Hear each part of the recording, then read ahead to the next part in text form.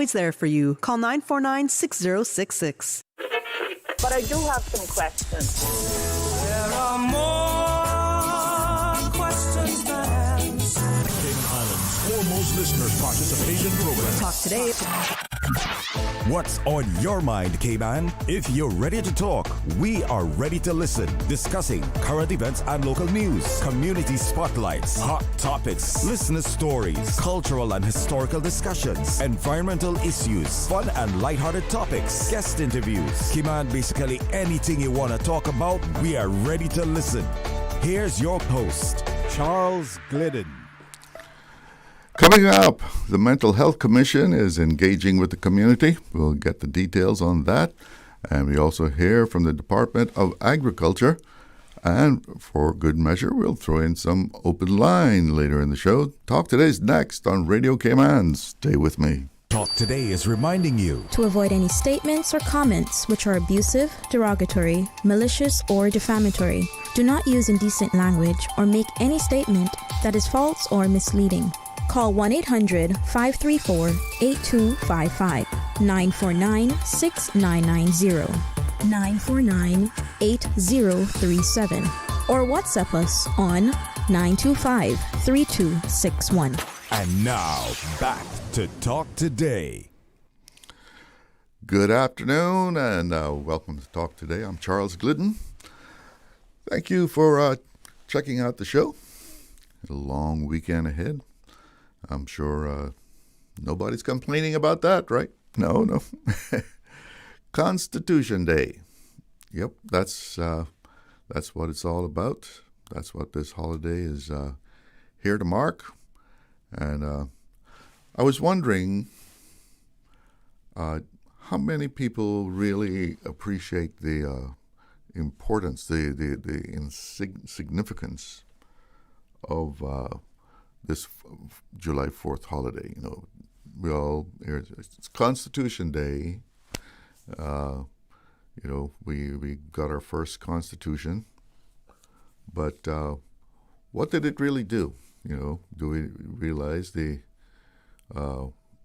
importance of the things that that document put in place?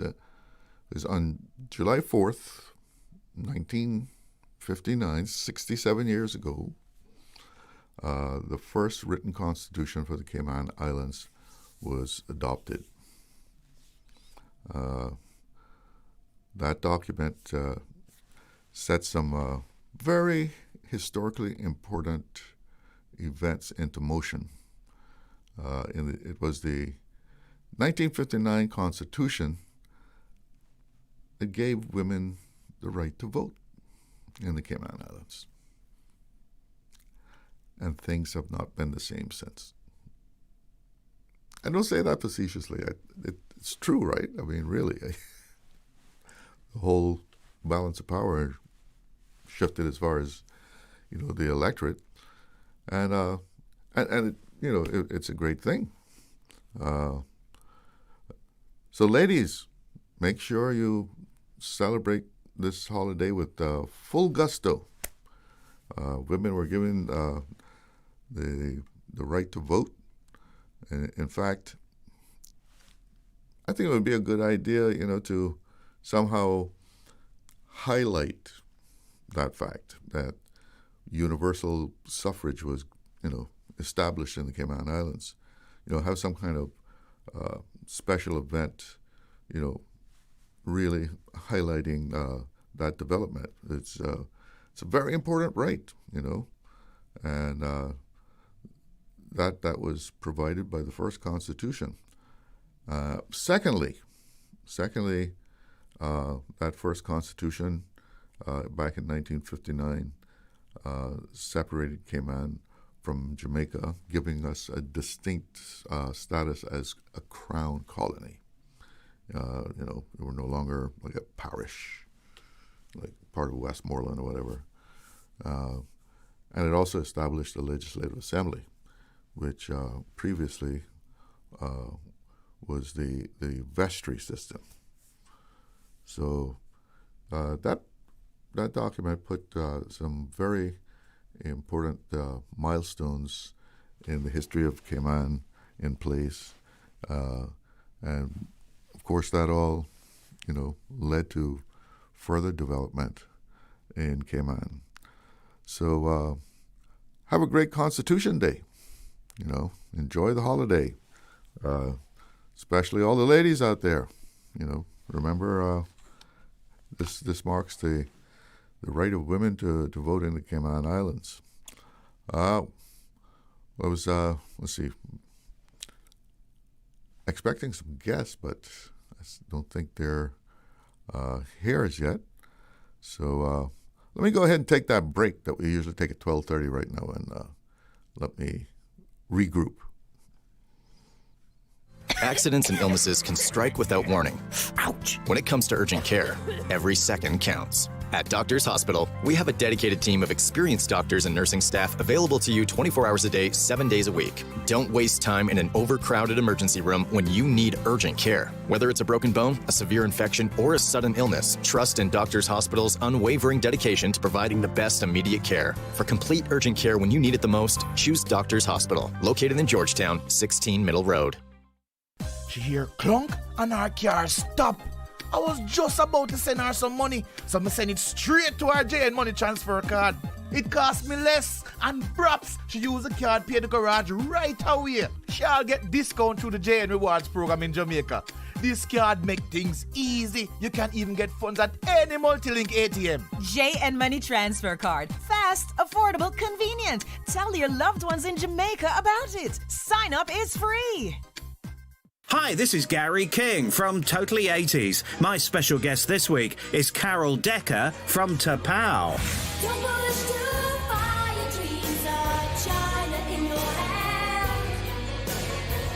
Carol talks about the changing face of the music biz. I'll also bring you the latest news on the biggest stars of the decade.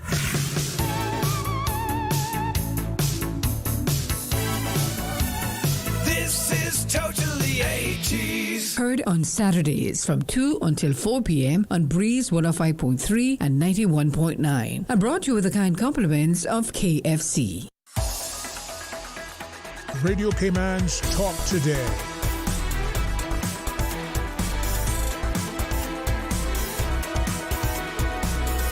What is on your mind, Cayman? Well, I guess we'll open up the phone lines for some open line until we work our way up to 1 o'clock there. Numbers to call 1-800-534-8255. And that, of course, is courtesy of Flo. You can also reach the studio on 949-8037, 949-6990, and on WhatsApp 925-3261. And we can chat about whatever you want to chat about, or just about anything you want to chat about. I want to remind you that the Cayman National Museum will be having their Mango Fest tomorrow, and that's going to be starting 5 to 8 p.m.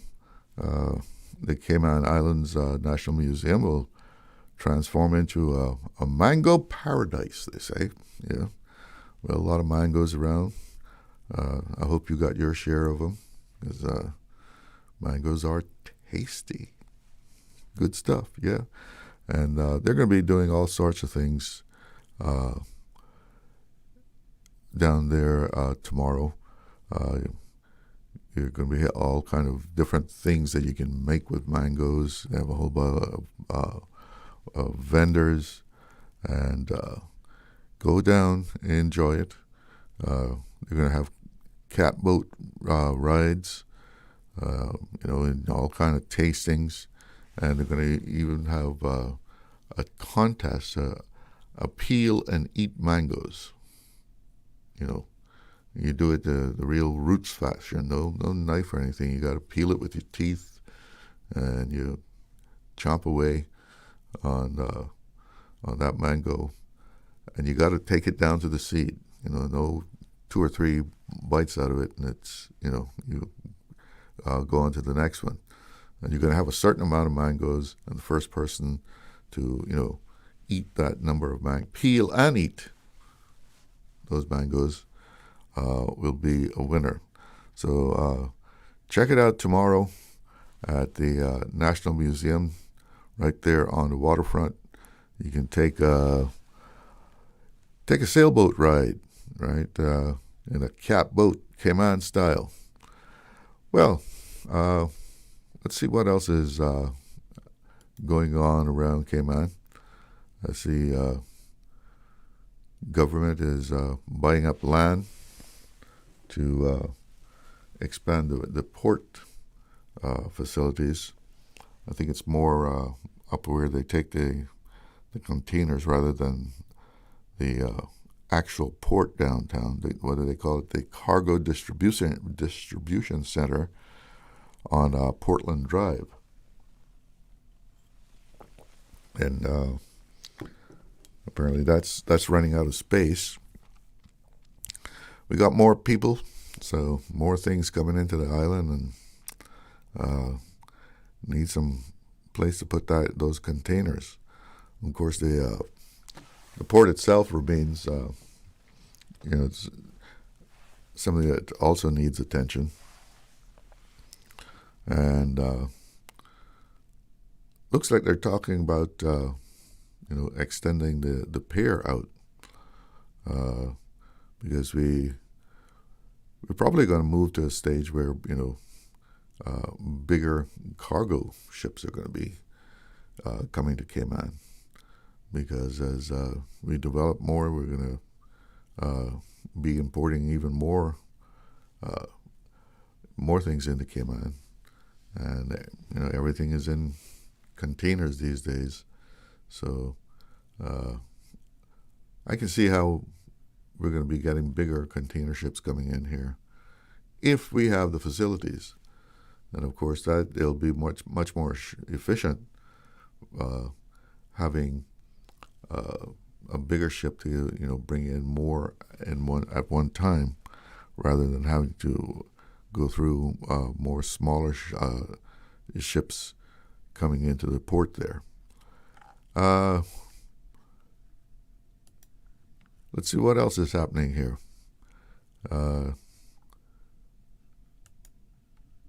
Cost of living. We all know what's happening there, right?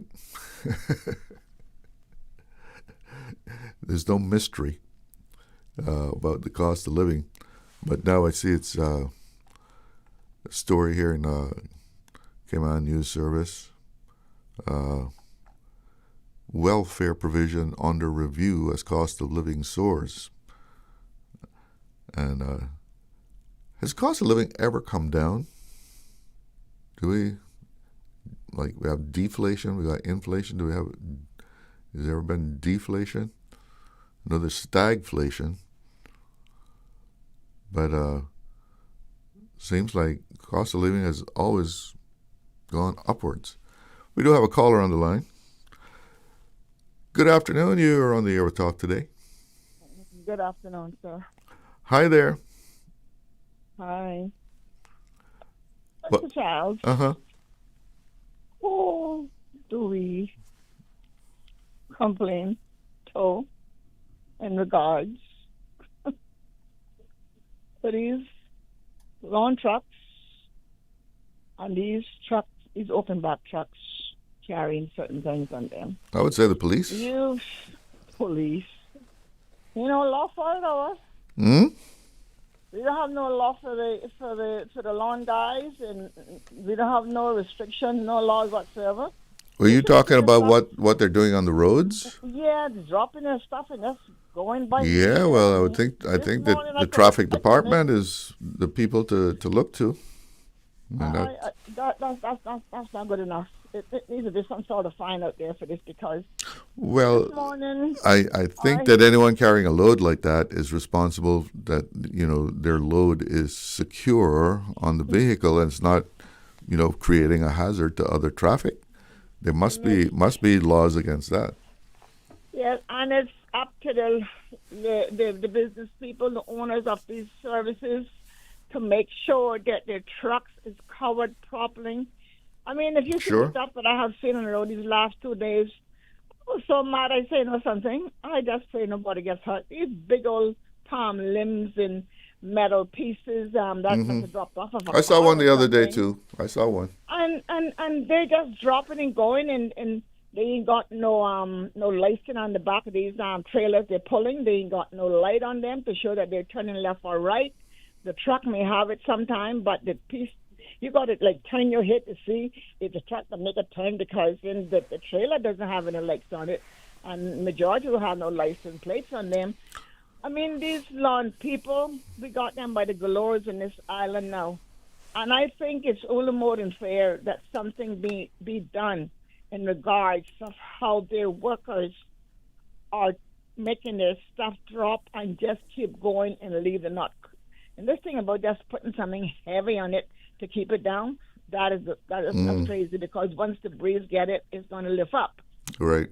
It got to be handled better than this, man. This is unreal. This is unreal. And those dump trucks, here a few of them revving up again. Yeah. So I hope the police is around the corner waiting on them. Because,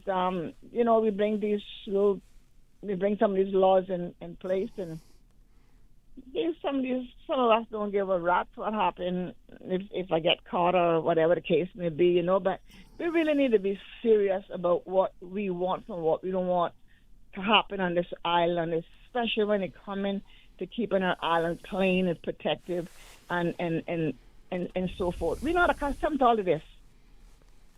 We are not accustomed to what is happening to Cayman. I went to the store a couple of days ago and I felt like I was overseas. I ain't see one Caymanian, and I'm like, what is going on here?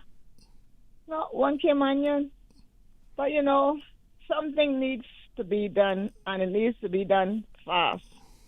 We got permanent lawn service around here, and they're doing all 5, 6, 8 yards per day, running all over the globe, and then yet they're driving and their stuff just blowing off. No, I'm sure there's some kind of provision in the law that says you have to Well, it needs to secure come out. that your load, whatever It you're needs to carrying, come must out. be secured. They need to come out because it is crazy. And I just heard a little piece this morning in regards to about children wearing hats.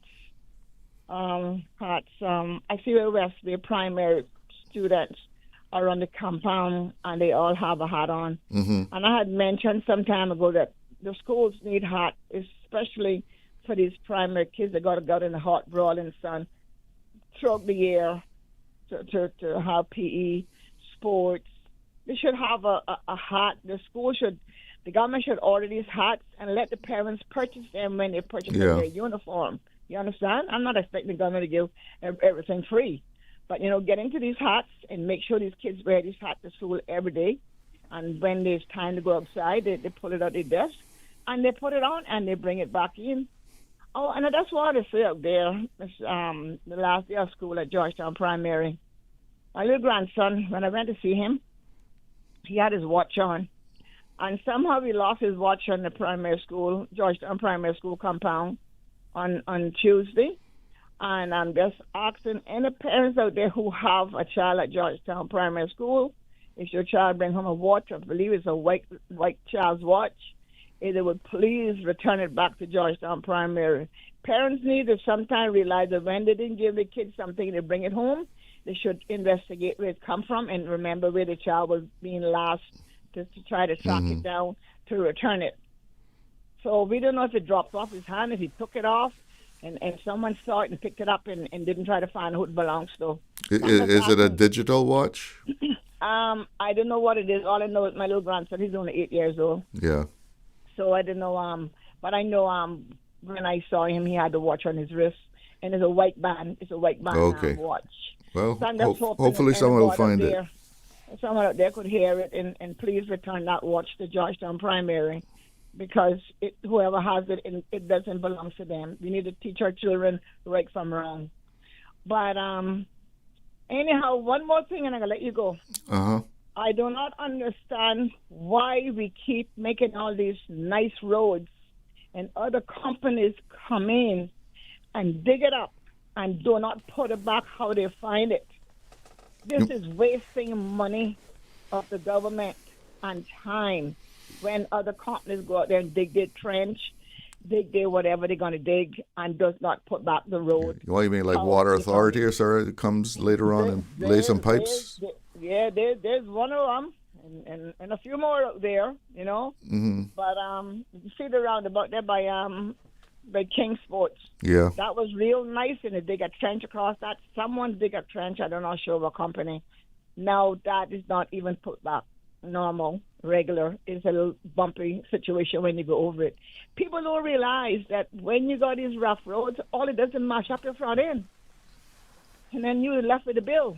Not the NRA or whoever dig the trench, Water Authority and give a baloney. What happens out here with our cars, you know? But they need to really fix the road back how they find it. Really, I agree 100%. Yes, but anyhow, if only you're anxious to go, I'll let you go. Bye. No. So, Okay, have a good long weekend, okay? Yeah, you too. Okay, bye-bye. We have another caller on the line. Good afternoon. You're on the air. Good afternoon. Yes? I'd like to recommend that last caller. She needs to be in the police service, especially in traffic, because she takes a lot more interest in it than those that they have employed to do it, to be honest with you. Yeah, she's complaining about those gardening services quite a few times, yeah. Yeah, well, she need to be an all-around traffic police to report to environment and Department of Environmental Health and the rest of them. The governor's in charge of them, so I think she needs to step up to the plate. Okay. Anyway, what I would suggest is when you see garbage and all these things in the ridiculous way that these trucks are and cars as well, she need to take a picture of them, send it to traffic, send it to the Compass, send it to that News, and send it to the governor's office. Yeah, I think the problem is that their trailers don't have the license plate. Right. So whose fault is that? The trailer is the police are never hiding on the road. They're license hardly ever plate. on the road. Traffic police are hardly ever on the road, only when an accident happens and they call for them. And plus, they need somebody to pick up the mess. They leave the mess right there. Years ago, when they had traffic accidents, that parts of the car or whatever was left on the road, the police would take a shovel and a broom or something with them and scoop it up and take it back with them. But they leave it right there. They couldn't care less. Well, I've seen police cleaning up an accident, though. You're lucky. Because plenty of places where I see accidents happen, all the mess is left right there. I can tell you that. Anyway, all the best. All right. Well, you enjoy the weekend. Thank you. You too. Yeah. You know, I guess the police can't be everywhere, but people always say there's never a cop around when you need one, right? But I don't know. I drive around quite a bit, but I see police on patrol. But then again, something happens. You're not going to always see a police, just down the street. It's a lot of road to cover. It's a small island, but still a lot of road, a lot of people, and we're getting more people. And I think from what I have seen and spotting police cars on the road, they're out there for sure. Yeah. And as far as cleaning up, I guess you can't get the place, clean 100%. But yeah, I've seen them taking care of things after an accident. So we always think that I guess our services can be better, right? We're always looking for the paramount, most excellent kind of service from people like the police, and I guess we should expect excellent service, right? That should be our expectation.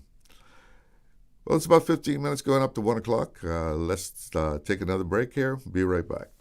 Did you know that Doctors Hospital provides urgent care services 24 hours a day, 7 days a week? And Doctors Hospital's urgent care physicians have access to the most advanced MRI and CT imaging in the Caribbean, providing reliable diagnostics when you need it most. When you need quality urgent care for an illness or injury, Doctors Hospital is here for you 24/7. Whether it's a migraine, chest or abdominal pain, shortness of breath, broken bones, or another urgent need, Doctors Hospital at the top of Walker's Road. Urgent care right now. Wouldn't it have been grand if you had purchased land 30 years ago? It may not be 2020, but a perfect vision has never been more clear. Kim Brack and Little Cayman, poised for growth with an eye on the future. Your land, your history, your future. Discover all that our sister islands have to offer. It's here. Multi-year trade and business licenses are now available. You heard right. You can apply for TBLs up to 5 years. Save time, reduce paperwork, and focus on growing your business. Apply online at dci.gov.ky. Apply for your multi-year trade and business licenses today. This weekend, we're celebrating our Cayman Islands Constitution. Let's all learn all we can about it, be proud of it, and fly the CI flag proudly. And tune in to your Yesteryear Musical on Breeze Radio at 7 o'clock for our Constitutional Celebration Edition. It will be wonderful! Your Yesteryear Musical, Saturday evenings at 7 o'clock on Breeze Radio. Entertaining, enlightening, and inspirational. Topical with CI cultural and heritage flashbacks. And the wonderful music of yesteryear, from the Thomas Edison era to the recent past. Your Yesteryear Musical, Saturdays at 7 p.m. on Breeze Radio, 105.3 FM in Grand Cayman and 91.9 FM in Cayman Brack and Little Cayman. Be listening, history is always echoing on your Yesteryear Musical on Saturday evenings at 7 o'clock on Breeze Radio. Radio Cayman's Talk Today.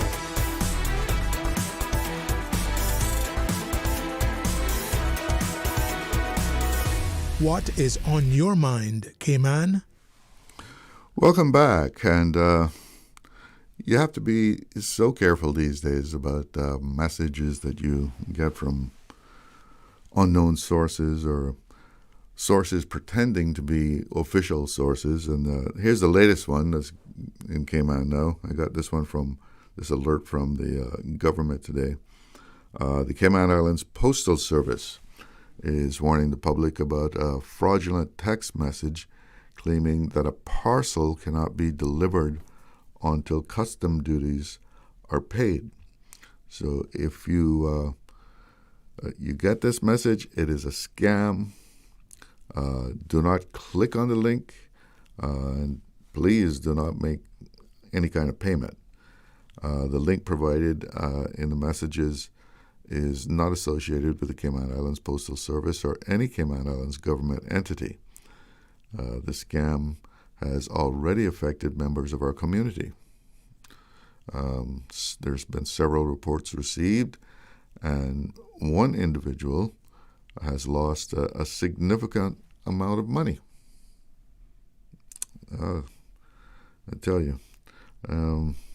So if you receive one of these messages, delete it immediately. If you have clicked the link or made a payment, contact your bank without delay, so we can cancel that. And report the incident to the police by calling 949-4222 or 911 in an emergency. Remember, the Cayman Islands Postal Service and Cayman Islands government entities will never request payment of customs duties or fees via text message. So watch out for that one. I tell you, just about everything that you get now, you got to give it a second look, unless it's from someone that you know or someone you do business with, because the scammers are, taking full advantage of the internet. We have a caller on the line. Good afternoon. You're on the air. Yes, Mr. Glidden. Yes. In regards to the Cayman Islands, there's a considerable of a prestige look that we want to see here, I guess. Mr. Glidden, I'm going to say Cayman was always prestige until we keep opening our borders from here to Halifax. So it is the population that making Cayman become on prestige when it comes to cleanliness and being, I would say, pretty much organized. Because you didn't walk down the street years ago and kick in a beer can or a Heineken bottle out of the road to get where you had to go or whatever the case may be. We was always clean and neat. There were quite a few in the bush, though, on the side of the road. Yards.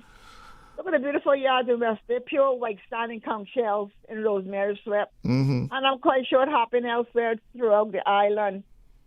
So we just keep growing the population and not making no stiff rules for them to abide by. So they're all they hear about the Caymans is nice, and the Cayman is a safe place, and it's easy to get a job and all those kind of things. But I have never heard one of them say, "Boy, I didn't realize that you had to help keep the island clean too." Because where I come from, we don't clean no garbage. But you can't blame that all on foreign people. Mr. Glidden, listen, let's finish, Now we got our fuel Caymanians that we got left. You know what they're saying? Well, if they can come here and do it, I'm going to do it too. I had a child throw garbage on the ground right by the garbage bin at school, and I said to the child, tell me something. You see the garbage bin right there? Oh, that's what they got those people on the ground working to do, to pick up the garbage. I said, really? I said, that's not nice. Because nobody knows who will be driving a garbage truck. You understand? Mm-hmm. Nobody knows who will be driving a garbage truck in the future. But, our island was more than prestige. But we are on prestige right now because we talk about tourism. What's our third largest pillar for the Cayman Islands? And then we making Cayman become a garbage dump, throwing stuff all over the place and no restrictions to it. I mean, it is sad. It is very sad the way the island is being covered with garbage, and the lawn guys are letting this stuff drop off, and it stays there in the road or on the side of the road. I made 3 attempts this morning to stop to 3 different locations to pick up. I say, no, something. Not today. Not today, because they can do better than this. And about the police picking up things after an accident, that used to happen years ago, yeah. But if you said that you saw someone doing it, I take my hat off to him. Because I have seen some in an accident, and police are on the scene. And when I come back across, the bumper is up on the cement, the walkway, or in the center there, the roundabout, and other pieces of the vehicle. Someone had a car up at the Truman Borden the other day. I don't know if it was an accident that a car had or what, but they had a park at Truman Borden. They took parts off of her. Came back later on. That was in the morning time when he saw it. When we go back in the afternoon, the car is gone. What it did, left a pile of junk on the ground there. Even the water bottle, my sister's windshield water bottle or something, coolant bottle or whatever it was, they left it right there on Truman Borden compound for somebody to come and pick it up. This is beyond. We got people here who don't care how this island looks. And if we don't put something serious on paper and request it and demand it, we're going to be a second somewhere else in the world. I'd rather not call no names, because there's a few names I can call, but I'll let that stay as is, because I know a lot of people know where I'm talking about, who's running from garbage, coming to a clean country and help accumulating our garbage and don't care how it's being put there for our guys to pick it up and just making it go all over the place on the roads and throwing stuff out the windows and stuff. We need to put some real serious big signs out there. We don't need no sign that when you cross it, you can't even read it when you're coming up on it. We need something very visible so we can see it. We don't need no 10 by 10 sign out there and everything is written so fine that you got to stop and read it. And the very phone number, you can't even see it. You got to stop and look for the phone number. Whoever doing up all these signs and putting out here, they need to do something better than this. They can do a whole lot better than this. And they're not saving no money. Well, it probably comes down to enforcement because, you know, the Parliament just passed the Litter Amendment Act 2026 with increasing the fines to $5,000 CA and jail terms up to 12 months. So, I mean, the laws are there. We just have to enforce them. Okay. There's a few signs up on the roads. They need to take them down and make them bigger, because then people are crossing them and they ain't got no time to read them, no fine print writing. You need to make that in a bigger, broader, visible, that when you cross that 5 times a day, it has to sink in sooner or later. But not stopping to read no sign. They got 5 minutes of reading on the board. You put up there something big that we can cross and read it, you know. No littering. No littering, $5,000, bam. Here's the phone number, call the number. Somebody can see it happen, pick up the number off the board, and call it in. We are just making everybody think that they can come and do what they do, and they're making everybody comfortable because we need population. But you know what? I need to go because this really gets to me. Are you going to have some lunch now or what? Oh, I just had some kung stew. Oh, boy. I wish you had brought me some. Yeah. Well, we'll arrange that next time. Okay. You might get lucky one day delivered at your door. All right. Radio station. All right. Thank you so much. You have a good one. All right. You too. Let's check out this WhatsApp message here. Good day, Mr. Glidden, Miss Jan. What a lovely day. God has been so good to us. What a kind, caring, loving God is. Let's all give thanks to the Almighty.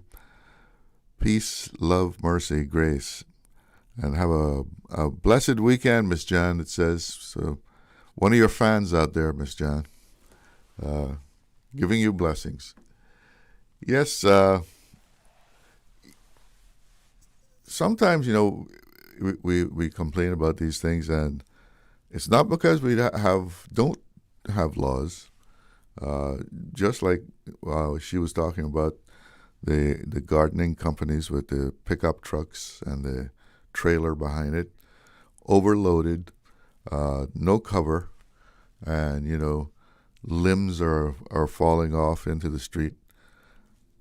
I'm sure there's a law there, you know, saying that, you know, you carrying a load like that it has to be secure because, you know, things fall off of a vehicle while being transported.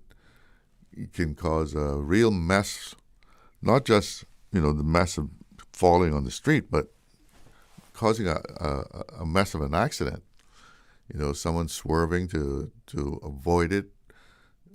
They're traveling behind the trailer and, you know, something drops off. So they swerve to avoid it. Accident happens. So, and the littering laws, they're, you know, up to $5,000, 12 months in prison.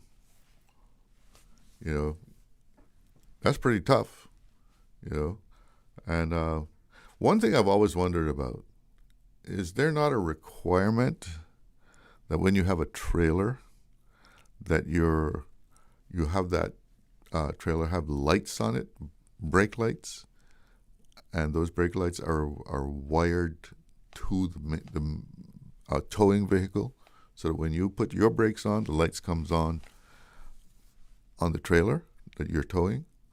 It certainly should be, because some of these trailers, you know, you can't see the back of the vehicle that is doing the towing, so you don't know when they're stopping.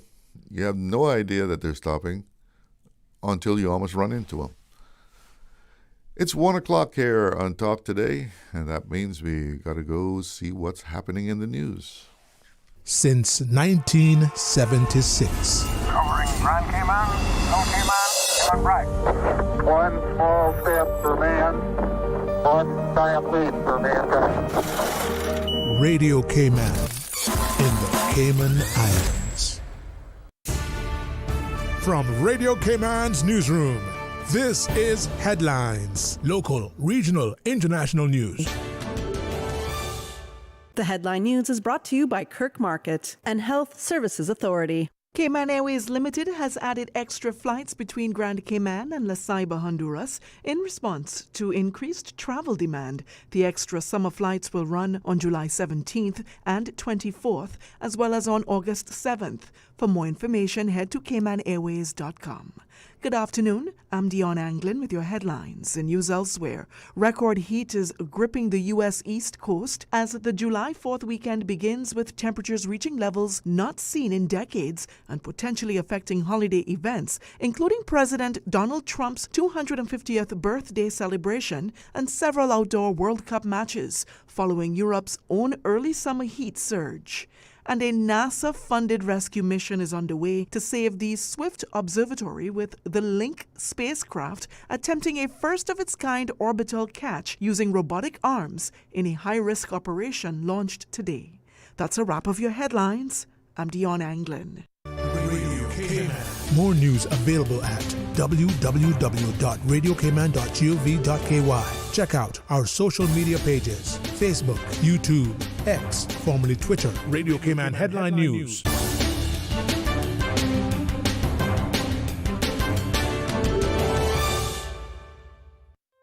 Looking for fresh, healthy food that's full of flavor?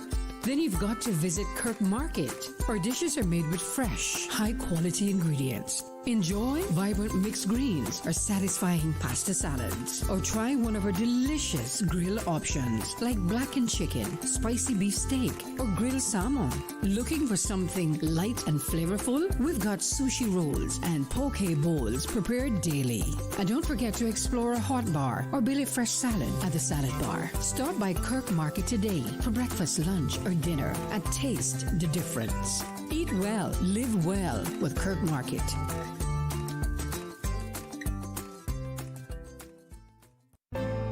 Your Cayman Islands Health Services Authority has been the national healthcare provider of the Cayman Islands for many generations. We have elevated our level of care to ensure you, our patients, have the best possible experience. We offer better access to care close to home with the most locations on all 3 islands, delivering a full range of primary, secondary, tertiary, and emergency care. HSA is a JCI accredited organization, and we are committed to caring for you. Radio Cayman is pleased to feature this special Sister Islands historical vignette brought to you by the Ministry of District Administration and Lands. Explore your history, explore your land, explore your Sister Islands. Holroy Eric Lorenzo Walton was born on August 13, 1936 in Bogisan, Cayman Brac, contributing significantly to the culture and heritage of Cayman Brac and Little Cayman. Holroy, affectionately known as Roy, was a gifted and artistic seaman whose natural talents emerged at a young age.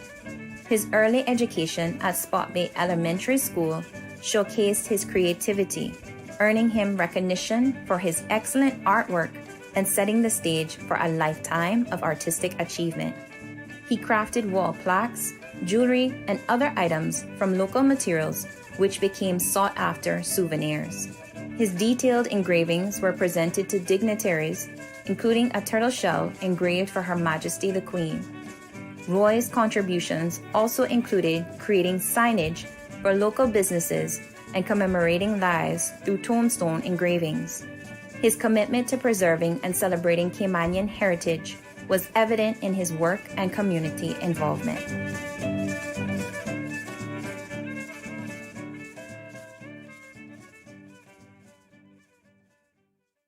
Radio Cayman is pleased to feature this special Sister Islands historical vignette brought to you by the Ministry of District Administration and Lands. Explore your history, explore your land, explore your Sister Islands. Radio Cayman's Talk Today.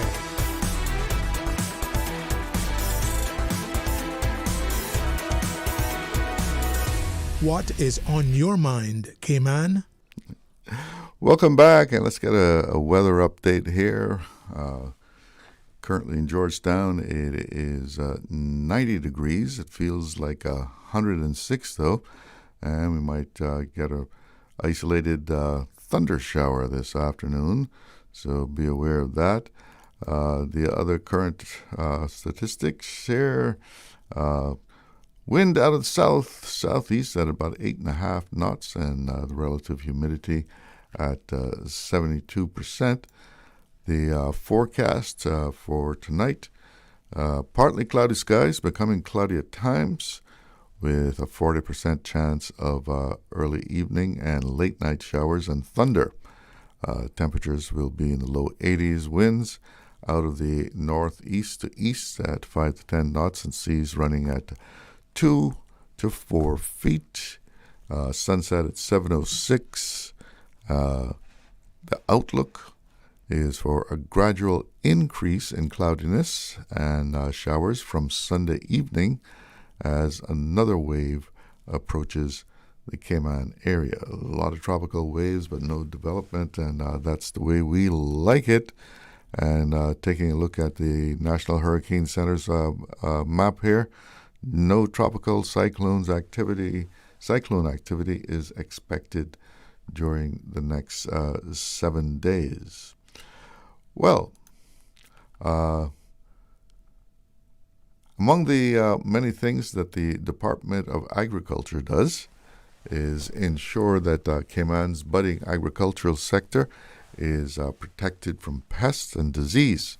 And we hear more about that important work now from Department of Agriculture Plant Protection Officer Nelson LaVille. Good afternoon. Welcome to the studio. Good afternoon. Thank you for having us. Tell me a little bit about the work that you do on a day-to-day basis as a protection officer. As a plant protection officer. Yeah, plant protection. So on a day-to-day basis, it's never routine. Mm-hmm. It's a dynamic field. There are a number of things that happen. In one day, there might be 3 or 4 different aspects of plant protection that needs to be addressed, which includes diagnosis of pests and diseases, also includes outreach to farmers, also includes reviewing the pesticide, approved pesticide list for the Cayman Islands. It may include a number of discussions and meetings with international partners and agencies that would support our plant protection efforts and our biosecurity efforts here. So it is a very broad, a unit of the department that has very broad responsibilities. Importantly, it's granting the services to the farmers and collaborating very closely with the agronomy unit. What unit is that? The agronomy unit. What's that? So that unit is the unit responsible for interface with the farmers, guiding on production techniques, conservation techniques in the farm, basically advising farmers and guiding them in a way to have optimum yield from whatever the crops that they produce. So your unit, you're the guys that when someone sees some stuff growing on the leaves and they don't know what it is, you're the guys that they call? Yes. And what do you usually do when a farmer or even an individual can call to report something, right? Yes.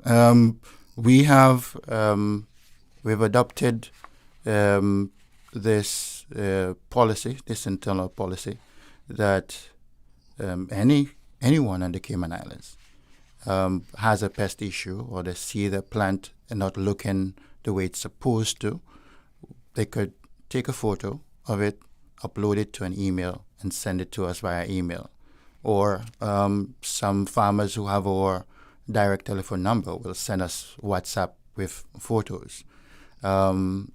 Sometimes we're able to to identify what the problem is just by the photo, and sometimes it requires an in-person visit. Or in other times, farmers may, or homeowners, plant lovers, curious citizen may collect a sample, bag it properly, and deliver it to our lab, where we will go through different diagnostic protocols, identify what it is, and give them feedback on what it is and possible management. If it's something that might be out of the reach of the farmer or the homeowner, like recently we had this spiral and whitefly outbreak, then the department will step in and do what it needs to do to ensure that, our agriculture and our biodiversity is protected. Now, I see you have something here called horizon scanning. Yes. What is that about? All right. So last week, the June 22nd to 25th, we hosted a workshop called the Horizon Scanning Workshop. And as a background to that, the Cayman Islands is an overseas territory to the UK, and there is a biosecurity project that is currently being implemented throughout the overseas territories. And by virtue of that, Cayman Islands is a beneficiary of that project.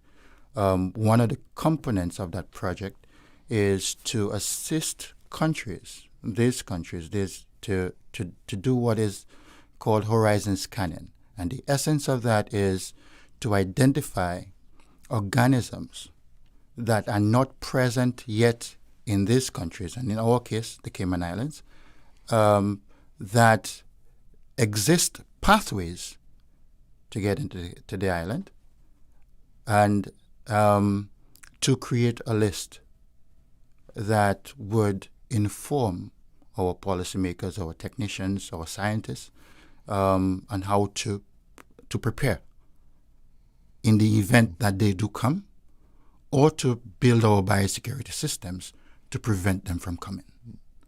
And so this workshop encompassed the Department of Agriculture, the Department of Environment, the Mosquito Research Unit, and other agencies such as the National Trust, etc., where you have local expertise and be able to have discussions on these different species and document them. So at the end of this 4-day workshop, what we were able to do was to come up with a list of organisms, not only agriculture related, but environmental related. So you talk about plants that are invasive, you talk about animals that are invasive, you talk about marine organisms that are invasive.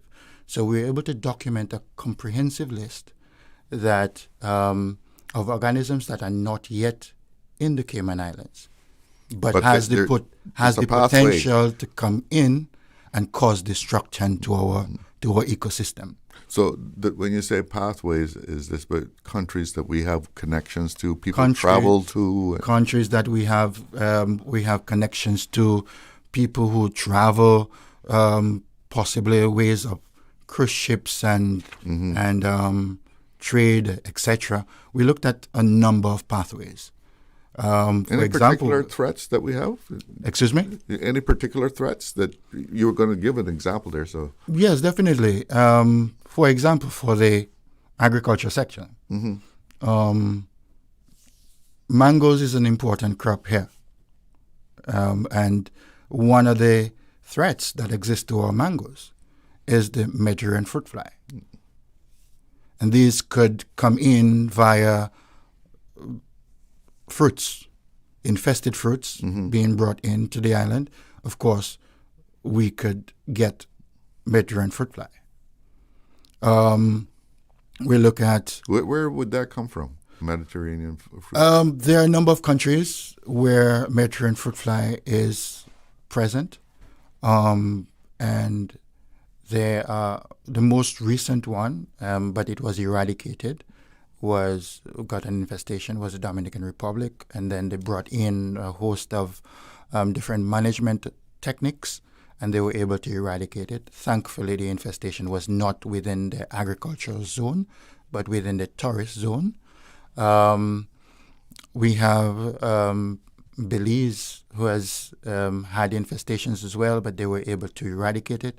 Because the thing about this fruit fly is that not only it causes loss to agricultural commodities, fruits specifically, a host of fruits, but if we are trading, let's say Cayman Islands was an exporter of mangoes, then it would be a restriction to trade, and we would not be able to export mangoes. And so this is one of the pests that is on this list, and we at the Department of Agriculture have already been doing work to monitor for this pest. Sometimes you may walk through the island, all the islands, the sister islands and Grand Cayman, and you'd notice things hanging from a tree, some with a jar with a yellow bottom or a card shaped like a triangle hanging from a tree. These are traps, fruit fly traps, that we have out there that we monitor on a fortnightly basis. What these traps do, they have attractants in them, pheromone attractants in them. And should a fruit fly, which does not exist in the Cayman Islands, get into the Cayman Islands, these traps will pick them up. And so that's our way of doing early detection. And that's how it links into the horizon scanning process that we did last week. The different agencies, for example, the Department of Environment, may be monitoring for particular organisms because it's high risk to them. It could cause significant loss to our ecosystem or biodiversity. And so they have means of monitoring. And so in the event that it does appear, there's early action. And by that, we are safeguarding, of course, that unique and very fragile, I would say, ecosystem that we enjoy here in the Cayman Islands. So someone traveling to Central America or other places around the Caribbean, and they want to bring back some mangoes or some other fruit, when they arrive at the airport, is that going to be taken away? That will be taken away, unless if they would have gone through the protocols that we have established through the Department of Agriculture. The implementing agency or group for those protocols is called AHIS, the Agricultural Health Inspection Services. If you wish to travel to a country or import commodities from a country, be they plants, fruits, vegetables, etc., there are ways that we encourage people to do that. And but the individual traveler wouldn't be going through those protocols, right? We advise very strongly not to do those. I will explain why. When a shipment of grapes get into the country, we would have issued what is called an import permit. But before an import permit is issued, an application must be submitted to AHIS, the Department of Agriculture. And there's a risk assessment that goes on. Once the risk assessment is completed, import requirements are pinned to grapes from that particular country or source, which means that there are particular treatments, particular protocols that must be followed before those grapes arrive in the Cayman Islands. If someone were to travel, let's say, to Belize or Jamaica or the U.S. and goes to the supermarket or goes to the common market and grab a bag of grapes, there's no certainty that these grapes would have gone through the processes and the recommendations that the Department of Agriculture has established. And by virtue of that, you are putting the country at risk. Now, a lot of times when we're talking about like cost of living and stuff, people will say, oh, well, we could bring in things much cheaper if we go Central America, this place, that place. Right. But those protocols aren't necessarily set up. So in all these countries, right? They are set up. The protocols are set up, Uh-huh. but it requires us to engage them. And Okay. and we have since last year, or before that, we've since initiated this proactiveness. So we have now been able to engage Dominican Republic, Honduras, Colombia, etc., which are places where commodities that we consume, Jamaica, that we consume, flowers included, that we consume here on the Cayman Islands. We've engaged them so we could initiate the risk assessment process and therefore have that protocol agreed between the two parties. So a country exporting to us or globally would have this trade agreement with certain protocols and recommendations adopted and accepted by both parties. Once that is established, then trade can be initiated. So, as it is now, we could start bringing, formally importing things from these countries. Some yes, some not yet. Some of them yes, some of them not yet. But if one wishes to engage in importing stuff formally, safely, we advise you to send us an email at the Department of Agriculture. And, of course, we will respond to you very promptly, give you the necessary information. Talk to us a little bit more about the agricultural health and inspection services and the role that they play. They are, I would like to say that they are the frontline defense of the country as it relates to biodiversity and biosecurity. They work very closely along with the customs services at all ports of entries. So we have inspectors that are dedicated to do that. When you go through the airport, for the seaport, etc., you will find an AS officer there.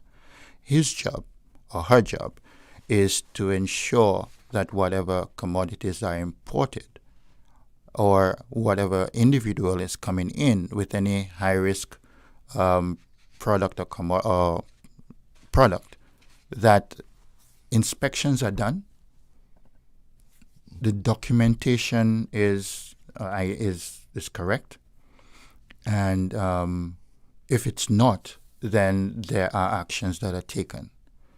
I would point out that they always work alongside with our border control officers, which are the customs officers. That's one part of their duties. The other part is the conducting of risk assessment, providing recommendations for imports, the issuance of import permits. They do that as well.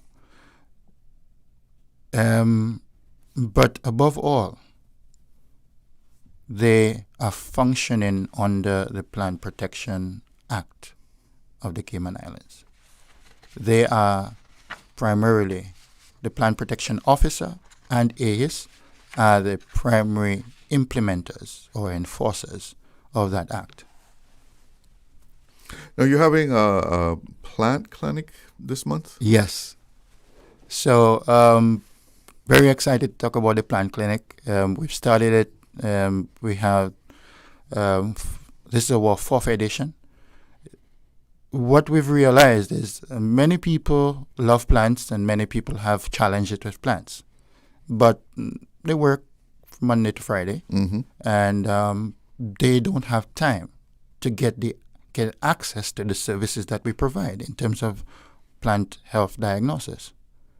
So what we've started doing is going to meet them where they are. So we go to a specific area in the country, pitch a tent, have our tables, our microscopes, etc. ready, and we encourage the general public to whichever plant that they feel has a pest issue, be it a nutrition issue, it's just not looking right. You could collect a sample from that plant, package it properly in a bag, plastic bag, label it, of course, and take it to us. We encourage you to do that. Do not let the sample sit for more than 24 hours. If it sits in the bag for more than 24 hours, it's going to deteriorate, and we won't be able to do the kind of work we need to do to give you the correct advice. Yeah, you won't be able to identify what's going on. Right. So think of it that way, that you are visiting because you have a flu, your leg is hurting you, you're going to a clinic. You're going to a medical clinic to see a medical doctor who will then assess you and give you recommendations, right? Or prescribe something for you. This is exactly what we're doing, but with plants. So this is open to everybody? Everybody. And the next one that we're having is next Saturday, the 11th of July. We've not yet decided on the location, but of course we'll be publishing this on our social media pages, etc. And everybody is invited. Whosoever has a challenge with the plant, be it you see the plant looking yellow, it's looking brown, it's looking black, bring a sample. Let's look at it. Let's provide some advice to you. I see here also that Agriculture Department is expanding its laboratory capacity. Yes. This is going to be a great help in diagnosing things. It is actually. We recently established a setup. We always had a lab. Mm-hmm. The department always had a lab. But that lab, because of the growth of the sector, of course, is currently not sufficient to grant the amount of services that are required. So we have now established a new lab where we'll be providing a wider cadre of services. We have all the equipment already, but they are not all installed just yet. They are going to be very sensitive equipment. So from this lab, we'll be able to do plant pathology work, which is the study of plant diseases, be they caused by virus, bacteria, fungus, or phytoplasmas. We're going to be doing entomology work, a study of the insects that affect plants. So scale insects, whiteflies, etc. that affect plants. And we'd also be doing nematology, it is a study of nematodes, which affects the roots of the plants. So we'll be able to do that type of diagnosis. Inclusive of this, we will be doing leaf sap testing and soil and water testing for our farmers. That way, when you do leaf sap testing and water and soil testing, you are able to tell your farmer, or the farm, we can now advise the farmer what deficiencies that your plant has at the stage that it is, and what is needed to be done to optimize its yield. Would you say that our agriculture is, as a sector, that it's fragile? I mean, we have to be really protective of it. Agriculture as a sector anywhere is fragile. Okay. Anywhere is fragile because it's one of the most vulnerable investments that you could do. However, it's the most profitable and it's one of the oldest actual practices. I mean, we're in the Cayman Islands, we're a God-believing country. The first thing that happened was a garden was planted. Mm-hmm. And that is the essence of agriculture. However, you have pests and diseases, you have climate change, you have storms that may affect you. So it's fragile, it's delicate. However, what we've adopted at the Department of Agriculture is trying as much as possible to build resilience within the agriculture sector.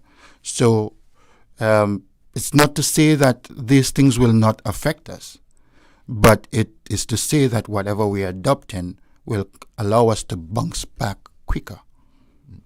Has demand for your services grown in recent years? Yes. Yes. I mean, I don't want to talk to what agronomy does too much, but we have seen a lot of expansions of people going into farming, like hydroponics. People are going into hydroponics. 2 weeks ago, I visited a farm with a shade house with about 100 feet long with hydroponic tomatoes. And of course, tomatoes is a vegetable that is always on our salad, our salad plate. So, and it's one of the things that the department is always exploring, how ways and means to expand the sector, to let people see that agriculture is not just about, the dirty rubber boots and out in the sun, but agriculture has evolved into something that can be very profitable and very technologically driven. And so the young people, we are encouraging people to go out there, study agriculture, study something that is, related to agriculture. We started an internship program. Currently, we have the plant protection unit has 2 interns. The agronomy unit has 2 interns. The livestock unit has some other interns. So that's a way of actually exposing young people to what agriculture is. And of course, hopefully, it will grow into a career that they themselves can, come back from school and lead the agriculture sector. With our limited land space and limited good soil, are we really going to have to look for inventive ways of improving our agriculture? Definitely. Definitely. There's a country that I admire, Singapore. Mm-hmm. They ran out of horizontal space. They started going up. So it might be what we have to do. We may have to adapt into ways. One of the limited resources here on the island, from an agronomic standpoint, is the soil. Inclusive of that, it's on limestone, so we have soils that are higher, with pHs higher than 7, right? Which may not be the ideal for growing a lot of tropical crops. However, farmers have over the years been successful in the production of crops here. And as I said, innovation is taking over. Farmers are going to hydroponics. I know some farmers here who are growing mushrooms, things that can be adapted to the conditions that we have here. So agriculture and crop production is not just limited to availability of soil. There are also other ways to produce in agriculture. Now, when you said in Singapore they're going up, mm-hmm. This is interior agriculture? Interior agriculture. They're doing a lot of agriculture indoors under controlled environments. Mm-hmm. They are also doing things, green walls. They're doing green walls. So what's that? Okay, so maybe, I'm not sure if there are any hotels here that has this, but some hotels, they would grow flowers against a wall. Mm-hmm. Of course, there are things behind, cups and pots behind, that allows them to grow plants, flowers. But in those countries, what they've done is instead of growing flowers, they're growing vegetables. So they are going up. Yeah. And they have a very fancy name for it. It's called urban agriculture. Oh, okay. Okay. So you have people growing stuff against the walls. They have you have these high-rise buildings. They have the rooftop gardens. They have all of these different adaptations to agricultural production. Is that what's on that building that we see if you watch the BBC, if it's coming from Singapore? Yes. It almost looks like a ship or something on top It's of it. That's a garden? It's a garden with a restaurant in there. Okay. So one of their products is actually from farm to plate. You go there, you pick your tomatoes and say, "Can I have the slice, please?" That sounds good. That sounds good. Yeah. Protection Officer Nelson LaVille, thank you so much. A very interesting discussion. You're welcome. Okay. Have a good afternoon. Enjoy the holiday. All right. Thank you. You do get a holiday, right? You do. Yes, we do get a holiday. All right. But we will be at Mango Fest on Saturday. Okay. Yes. Down So, by the museum. Look forward to seeing you there. All right. All Take right. care. All right. We're going to take a break. We'll be right back. Accidents and illnesses can strike without warning. Ouch! When it comes to urgent care, every second counts. At Doctors Hospital, we have a dedicated team of experienced doctors and nursing staff available to you 24 hours a day, 7 days a week. Don't waste time in an overcrowded emergency room when you need urgent care. Whether it's a broken bone, a severe infection, or a sudden illness, trust in Doctors Hospital's unwavering dedication to providing the best immediate care. For complete urgent care when you need it the most, choose Doctors Hospital, located in Georgetown, 16 Middle Road. Explore your history. Explore your land. Explore your sister islands, the ultimate staycation experience. Your culture, your freedom, the land that time forgot isn't gone. It's your sister islands. Discover all that our sister islands have to offer.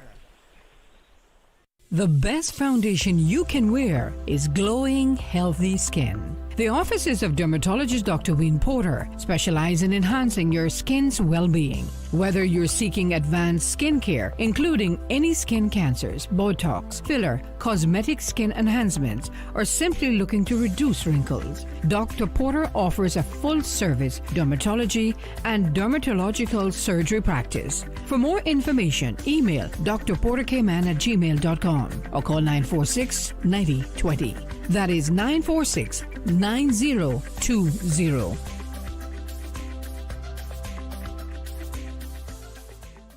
Hi, this is Gary King from Totally 80s. My special guest this week is Carol Decker from Tapao.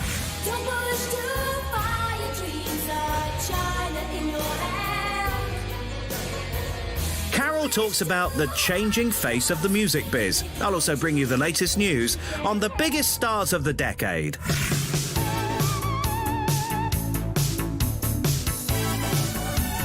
This is Totally 80s. Heard on Saturdays from 2 until 4 p.m. on Breeze 105.3 and 91.9. And brought to you with the kind compliments of KFC.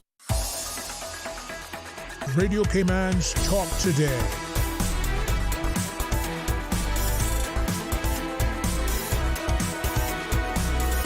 What is on your mind, Cayman? Welcome back. And we'll open up the phone lines again. 1-800-534-8255, courtesy of Flo. You can also reach the show at 949-8037 or 949-6990. And, of course, you can reach us on WhatsApp at 925-3261. Attention all ganja people, all ganja smokers, gummy chewers, you're included too. We've had calls, coming in here from time to time from people saying they had the referendum. Vast majority of the people said, we should decriminalize ganja for personal use. What's happening?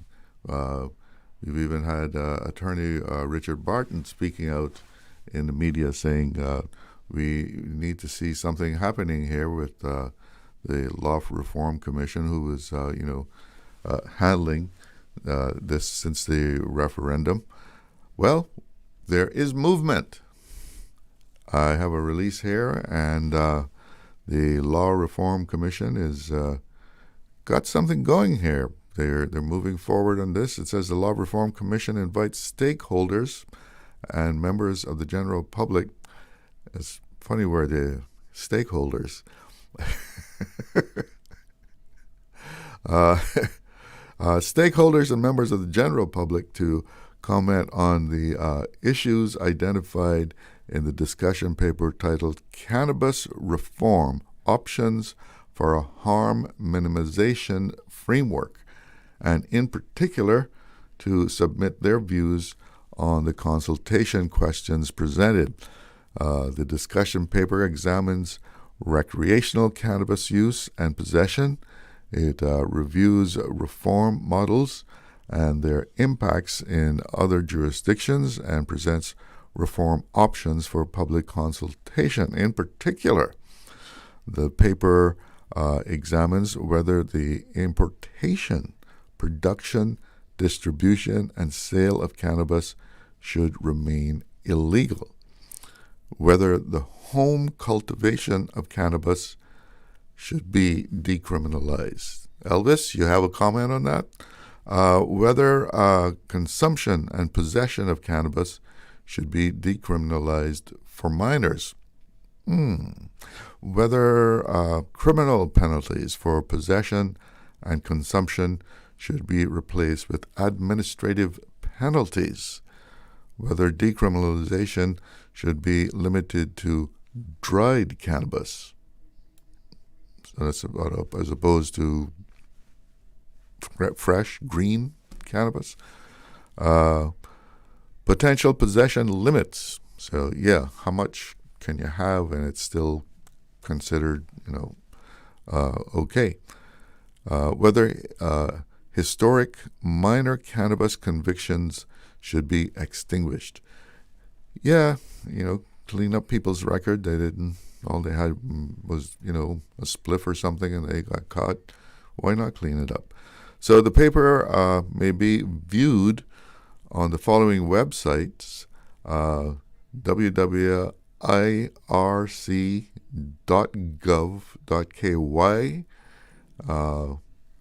There's publicconsultation.gov.ky or www.gov.ky, or a copy may be collected from the offices of the Commission. Submissions should be forwarded no later than 1st of September 2026 to the Director of the Law Reform Commission, 5th floor Government Administration Building, Portfolio of Legal Affairs.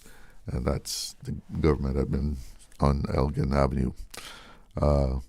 So there you can make your views known to the law reform about how this whole decriminalization of ganja should be handled. We have a caller on the line. Good afternoon. You're on the air with Talk Today. Hi, good afternoon, Mr. Glidden. Hi there. Friday. How you doing? I'm doing okay. You made when you were reading out the Law Reform Commission's website, it's supposed to be LRC, not IRC. Oh, okay. Thank you. That wasn't what I called for, though. Yeah. LRC. That makes some more sense, yes. Yes. LRC.gov.ky. I wonder if Radio Cayman monetizes its social medias, especially its YouTube platform, because, that might be a good source of revenue if it's lawfully allowed for the radio station, and it could help cut back on some of the breaks during the show. I'm gonna try to reach out to Mr. Connor and ask him too, because it's good. It's good to monetize. I don't know if Radio Cayman does. I don't know. Maybe they don't want me to call in because every time I get on this call, my throat has a problem. But do you know if it's monetized or no? No, I don't know anything about that aspect. Oh, well, it might be worth something they look into, because it would bring in some revenue for the radio station. Government may be able to formulate some sort of legislation to cover that. And let me tell you, it's all the YouTubing that you guys do with the videoing and stuff like that. That could be a lot of supportive funds to come in, to go into the public purse. You have to take advantage of everything these days, because the country needs as much money as it can get, Yeah. And Radio Cayman definitely could use it. Government definitely could use it. But in terms of the paper, some of the things that they're proposing there, I think, are sensible, and it's time that Cayman kind of comes up to the time with the rest of the world. But we still don't want to get too close to what much of the other countries are doing, because we want to preserve what Cayman has. But at the same time, a lot of people think this paper or these is about legalizing marijuana instead of seeing how it can best help our Caymanian people, So, I mean, it's still about decriminalization rather than outright legalization. And it doesn't matter what any of us say, what any of the MPs say, people are still going to see it as that. And I think it's really a good opportunity. I don't know how else to... What I thought should have happened also is that the MP offices and, they should promote this on their WhatsApp groups and their social media groups and let people know where they can find the papers instead of having to go online. Because honestly, a lot of people don't go online to read these things, They go online to social media and do what they do, but they're not going to read these papers, but they're going to have comments on what they think their views should be. But if they probably had a ready-made copy, Mm-hmm. So I think the MPs, this is very, very important. And I'm glad that they brought it out so fast. They put it out on the table here so fast. It was just talked about 2 weeks ago again. And so I think the MPs need to play a very, very crucial role in this and try to liaison with their constituents through the various means that they have and let them know. Because we saw that this was a very huge concern during election time for just as much as immigration, and the port. And so we want to make sure that the public, and especially the voting public, knows now that the paper is out there and they can give their view and take advantage of it, because that's our Caymanian people. We want change, but we don't want to get involved in the change, So I'll just leave you with that there. I was going to bring it out myself, but I'm glad that you came forward with it. And I need to get back to you during the rest of the show. I'll be sure to call back. All right. Well, it's open line until 2:30. So. Yes, sir. Okay. Thank you. All right. Good to hear from you. We're going to take a break. Be right back. Freedom, Cayman Brack. Freedom, Little Cayman. Soft breezes, blue waters, no traffic. Unwind and rejuvenate your mind, body, and soul. Sister Island Staycations, a taste of freedom. Discover all that our sister islands have to offer. Cineco's parametric insurance after hurricanes is now available for motor policies. Fixed automatic payouts cover incidental vehicle expenses like fuel, cleanup, and minor repairs. No claims, no damage required. $200 for comprehensive policies or $100 for third-party policies. Available exclusively through Cineco and included with all new motor insurance policies and upon renewal for current policies. Visit Cineco.ky today. Cineco, keeping Cayman covered. Join us for Mango Fest 2026 on Saturday, July 4th from 5 to 8 p.m. at the National Museum on the waterfront. Enjoy an evening of family-friendly fun with live music, local food, mango vendors, local crafts, free catboat rides, a mango peeling and eating competition, and the exciting mango dessert competition. Don't miss special mango dessert and mango cocktail demonstrations by the Hotel Indigo team. Free admission for everyone. Mango Fest 2026 is proudly sponsored by the Ministry of Youth, Sports, Culture, and Heritage, the Department of Tourism, Cayman Islands Civil Service Association Cooperative Credit Union, Hotel Indigo, Catalina, Willie's Fresh Fruits and Juices, Coriander Farms, and Cayman National. Come celebrate Cayman's love for mangoes with us. July 4th from 5 to 8 p.m.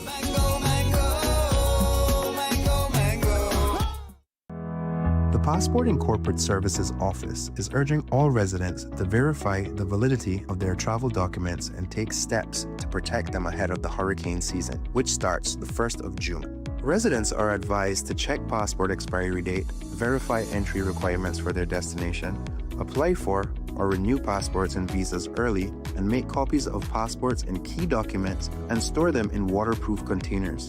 For more information, call 345-649-7678 or email passportandcorporate@gov.ky. Radio Cayman's Talk Today.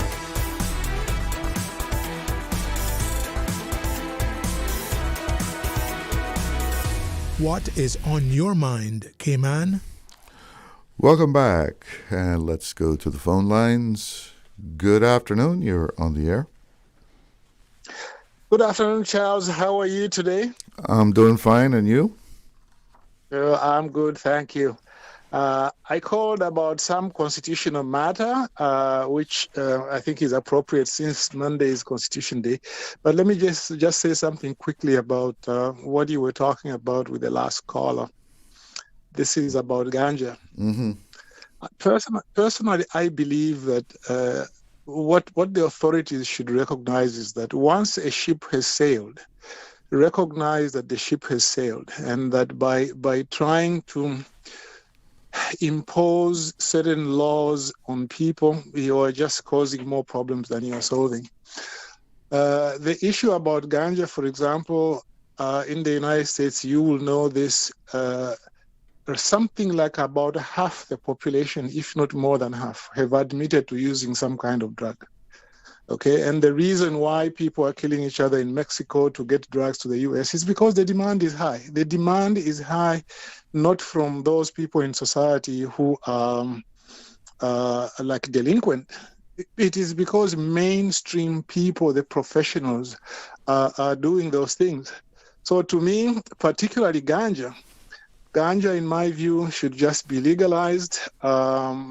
It can be regulated in terms of if you don't want it to be smoked in public, in terms of amounts and so forth. That is something that is too much into the culture, both in the Cayman Islands and in much of this hemisphere. Regulate it and stop making people suffer for it. Some of the people who are in Northward today, I believe that if it hadn't been for some stupid, thing they did some time back, maybe they smoked ganja, they went to jail for a little bit, and then now when they came out, then they can't get a job, and slowly they are led into crime. And just before I leave this, in America, you will know it, for example, that when you compare black people and white people, they use drugs and sell drugs at roughly the same rate. And yet black people are arrested at a rate which is 3 or 4 times more frequent than that of white people. What does it do? It leads into mass incarceration, which leads them to lose federal benefits and so on and so forth. To me, I think that same problem is being replicated in Cayman, where a lot of kids can't even go to college. Why? Because of ganja. I was involved in writing the criminal records expungement of records law. I was involved as a consultant doing that, and I learned a lot. I learned that there were people who couldn't go out to go and study. Why? Yeah. Because they were found a bit of ganja, years ago. So I think that's a solution to that. Well, that's why the Honorable Kenneth Bryan got this put on, as a referendum during the election, because he said, so many young people's lives were being ruined because, they got caught with a very small amount of ganja. Yes, and he's so right in doing that, and he has some support, because I know that when that criminal records expungement of I keep getting one word wrong, that the criminal records law, when we were working on that, I remember having direct contact as part of a group with the Honorable Sir Alden McLaughlin, and he too was really concerned about the number of kids whose lives had been ruined. That's why he introduced initially what they have in the law now to say, look, if you have a small conviction, it can be expunged and so forth. But I think now what they are trying to do is to go the whole hog and try to see if you can effect even more change. So I think that's a very good thing. Now, about the Constitution, I don't know where to begin. You see, at this time when the Constitution is being celebrated, I think it's very good. I was able to see Justice Henderson and Mr. Helston talk about it, and I think that's very good. They do pamphlets and so on and so forth. But at the end of the day, Charles, there's much more that needs to be done. The institutions which were created in 2009 to support democracy, some of them are not functioning as they should. I think that the Human Rights Commission doesn't do very much in terms of improving the observance of human rights. I'm not saying it does nothing, but I just find that it's got a very little impact. Anti-Corruption Commission is the same. And I'm saying this because I've had to deal with those institutions. One institution that has been doing well, though, is the institution of the Ombudsman. The Ombudsman is such a good institution in that you want FOI, they refuse you a document, you can appeal to the Ombudsman, you don't have to hire a lawyer or get into big legalities, and you can get the information you want. And the same thing with maladministration. But my problem now is that there are attempts, I believe, to try and weaken that office. Okay? And I will cite my own case. I won't cite people's names or get into too much detail. The Ombudsman, for example, assisted me to get certain pictures that I wanted out of the governor's office. I asked the governor's office for pictures of the Privy Council judges, when they came. There are pictures from the airport at the functions and the seminars and so on. The office of the governor told me, no, there are no official pictures. I told them, I said, no, but there's no way you have to have official pictures. They said, the governor's office, in writing, they told me, we do not know of any pictures that are available in government of that particular visit. I went to the Ombudsman. The Ombudsman leaned on the governor's office and said, no, there must be pictures taken by GIS or by a private photographer who is hired to record the event. They were forced to produce the pictures. What does that mean, Charles? It means they were lying. I'm sorry to say. They were lying because they say they didn't have the pictures. Okay, they gave me very few pictures. I know that they held back some, but at least I got something. Okay, and then, of course, there have been cases where the Ombudsman has found the judicial administration guilty of maladministration. Again, it was a case involving me. The judicial administration was also found guilty of deleting a record I requested after the request was made. And the Ombudsman told them, you can't do this. The excuse you see they gave was, well, you see, we record these things on Zoom. And then Zoom automatically deletes after 30 days. The Ombudsman said, no, you have a statutory duty to record. You can't give that as an excuse. But when I took this matter to court, the court accepted the excuse which the Ombudsman had rejected. Okay? And then there were other cases where I applied for a default judgment in a court. They refused to accept my documents. I went to the Ombudsman. The Ombudsman said, well, look, if a person has applied, you are refusing to accept these documents, you should give the person a reason. The judiciary said, no, we don't have to give a reason. This is the judicial function. And she told them, no, you have to at least give him a reason. If he doesn't like the reason, then that's a legal matter. I can't get involved. Then he has to take legal proceedings. And then the last one now before I wind up.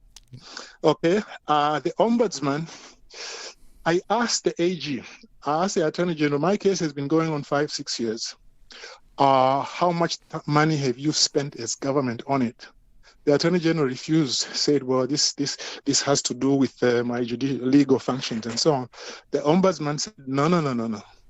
You can at least say how much in total you've spent. You can't say, of course, you paid a particular lawyer at a rate of $300, $400, $500 an hour, because that would prejudice the right of that lawyer to negotiate other fees. But you can tell this person how much you've spent. They refused. Up to now, they are refusing. And it was about that time, Charles, that disciplinary proceedings were being instituted against the ombudsman. Now, I'll just ask the question. I won't make a conclusion. Do you think there is a connection between the removal of the ombudsman, the attempts to remove her, and those kinds of cases, including other ones? I won't conclude. Let people decide whether there's a case. Remember that we're going to have to leave it right there, though. It's 2 o'clock. I'm going to have to leave it right there. Okay, very well. It's 2 Thank you o'clock. for the time. We will talk again soon. All right. Yes, it is 2 o'clock. Let's see what's making headlines. This is the People's Radio Station.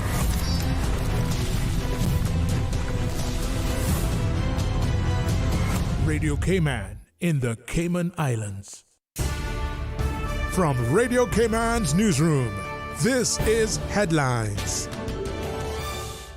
The headline news is brought to you by Kirk Market. HSA has confirmed Constitution Day hours for Monday, July 6th. Urgent care, 11 a.m. to 8 p.m. Accident and emergency open 24 hours. Smith Road Pharmacy, 9 a.m. to 5 p.m. Anthony S. Eden Pharmacy, 11 a.m. to 7 p.m. Faith Hospital Pharmacy, 3 p.m. to 4 p.m. And all district clinics closed. Regular hours will resume on Tuesday, July 7th. Good afternoon, I'm Dion Anglin with your headlines. In news elsewhere, France reports more than 2,000 additional deaths during last week's record heat wave, with fatalities up 29% and temperatures near 41 degrees in Paris as Europe braces for more extreme heat this weekend. And Spain advances to the World Cup last 16 with Mikel Oyarzabal scoring twice in a 3-0 win over Austria, while fan favorite Lamine Yamal continues to draw attention, but Oyarzabal delivers the decisive performance. That's a wrap of your headlines. I'm Dion Anglin. www.radiocayman.gov.ky. Check out our social media pages: Facebook, YouTube, X, formerly Twitter, Radio Cayman Headline News.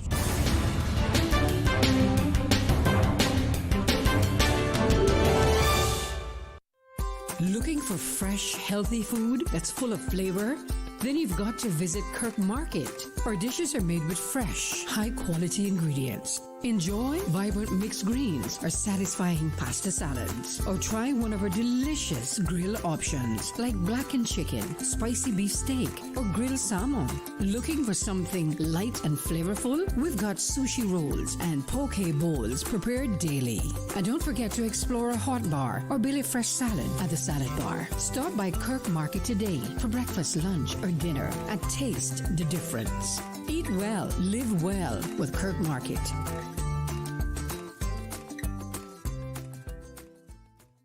Did you know that Doctors Hospital provides urgent care services 24 hours a day, 7 days a week? And Doctors Hospital's urgent care physicians have access to the most advanced MRI and CT imaging in the Caribbean, providing reliable diagnostics when you need it most. When you need quality urgent care for an illness or injury, Doctors Hospital is here for you 24/7. Whether it's a migraine, chest or abdominal pain, shortness of breath, broken bones, or another urgent need, Doctors Hospital at the top of Walker's Road. Urgent care right now. Looking for fresh, healthy food that's full of flavor? Then you've got to visit Kirk Market. Our dishes are made with fresh, high-quality ingredients. Enjoy vibrant mixed greens or satisfying pasta salads. Or try one of our delicious grill options like blackened chicken, spicy beef steak, or grilled salmon. Looking for something light and flavorful? We've got sushi rolls and poke bowls prepared daily. And don't forget to explore a hot bar or Billy Fresh salad at the salad bar. Stop by Kirk Market today for breakfast, lunch, or dinner and taste the difference. Eat well, live well with Kirk Market.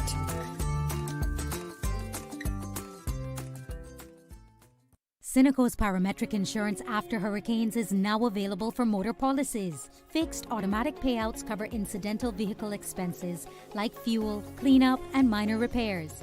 No claims, no damage required. $200 for comprehensive policies or $100 for third-party policies. Available exclusively through Cineco and included with all new motor insurance policies and upon renewal for current policies. Visit Cineco.ky today. Cineco, keeping Cayman covered.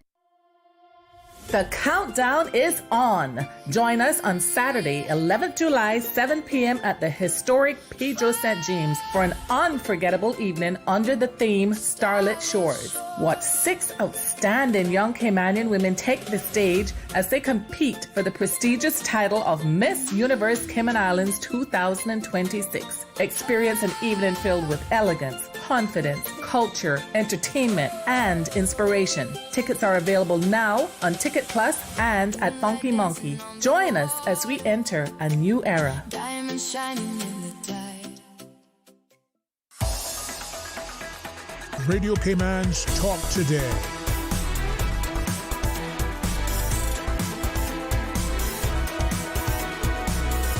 What is on your mind, Cayman? Welcome back, and a quick weather update here. The afternoon forecast is calling for isolated thunder showers, and the current information here in Georgetown, it is 90 degrees, and it feels like 105. Winds out of the south-southeast at a little over 9 knots with a relative humidity of 71%. And the forecast for this evening, partly cloudy skies, becoming cloudy at times with a 40% chance of early evening and late night showers and thunder. Temperatures in the low 80s. Winds will be northeast to east at 5 to 10 knots. Seas slight. Wave heights of 2 to 4 feet. And as far as the tides, well, we have a low tide at 5:14 coming up, and next high tide is at 12:06 tonight. And sunset at 7:06, and the outlook is for a gradual increase in cloudiness and showers from Sunday evening as another tropical wave approaches the Cayman area. And we go straight to the phone lines. Caller, thank you for being patient and hanging in there. You're on the air with Talk Today. Good afternoon. Good afternoon. I think you know when me, Miss Jan is calling because it seems like we have the longest wait ever. But anyway, I am going to voice my opinion. Go straight ahead. I think the next Constitution Day that is observed should be observed for the Cayman Islands Home Guard. They are men that made this island, and I think their names need to be on a wall of honor. When I say that, they were the ones that made this island, so everyone could come here and enjoy it. They are mostly, I think all of them are dead now, but I think their names should still be on a wall so we can see who they were, because they were the great men of the Cayman Islands. And I'm thinking right now, John, let's come in here, and everyone is being honored for what? I really don't know what these people are being honored for. We have a government. They're all young heads, and not one of them know anything about the Home Guard or anything. So I am thinking that someone needs to give them lessons and show them who needs to be honored in this island. Not every John come lately for doing what?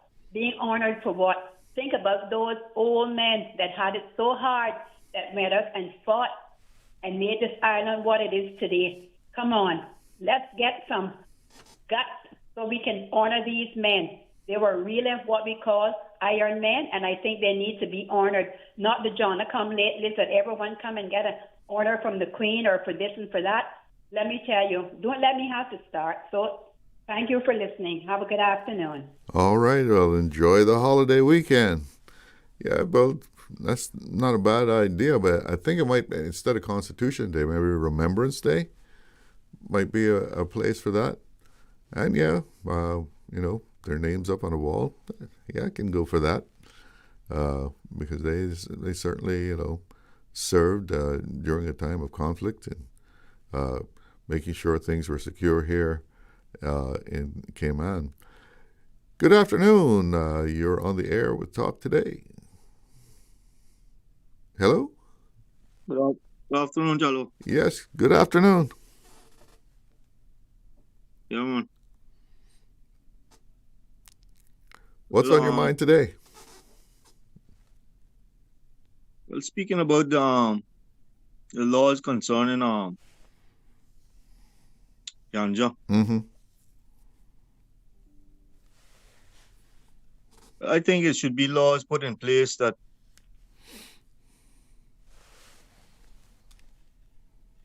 people don't have to go to court for if found with, say, a spliff, and having it put on their police records.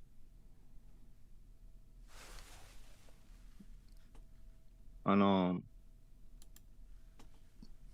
but when it comes to legalizing marijuana,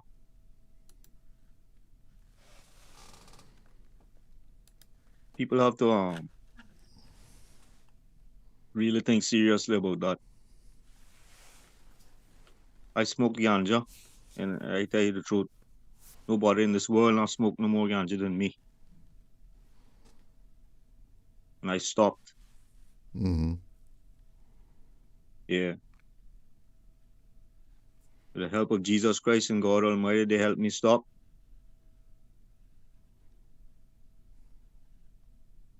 And I now have a brand new life since I've stopped. My mind, my brain is functioning a lot better. I don't think anymore about can't wait to get home after work to smoke a spliff.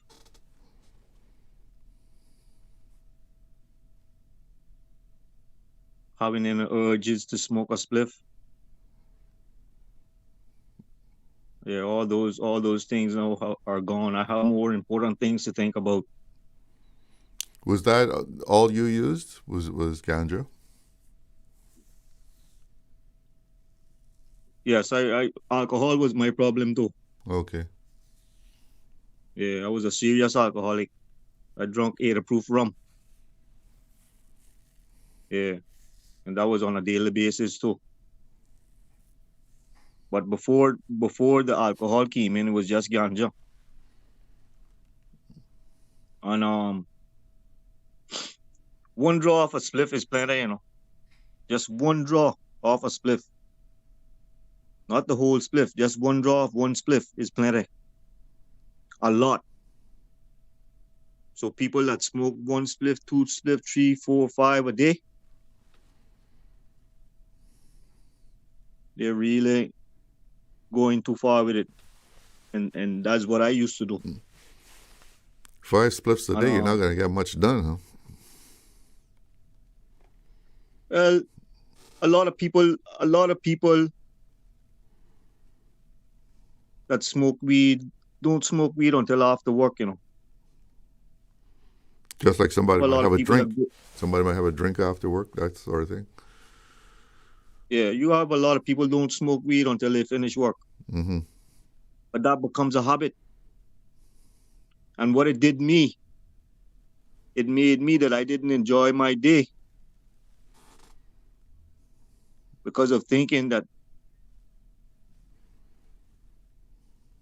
there was more joy when I get home and smoke a spliff than enjoying my day throughout the day working. Now that I've stopped, I enjoy every moment of every day of my life while I'm working and after I'm working. Mm-hmm. And when it comes to our young people, if I had to tell them, well, Mr. Keith, anything wrong with smoking ganja, sir? I will tell them yes. If they said, Mr. Keith, would ganja do anything to me to bring in a harm or do any negative damage to my brain or my body? I would say yes. If they say, Mr. Keith, you think I should smoke ganja? I would say no. You say the same thing for liquor? Because they asked you if it's okay to take a drink? Well, liquor is something you don't want to get drunk. And it's a habit that you don't want to start either. It's a habit you don't want to start either. Right now, there's times now that I would probably take and drink probably a little rum and cream. And that's probably like 2 sips. And that's not every day either. And I don't get drunk. I do not get drunk. I hate hangovers and I hate getting drunk because I like to function normally at all times. But we can't be encouraging our young people and thinking that because of legalizing ganja or decriminalizing it, there's nothing wrong with it.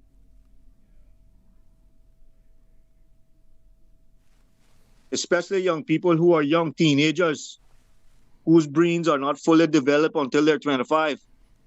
And that's what happened to me. I started smoking when I was 16 years old on my 16th birthday in North Carolina.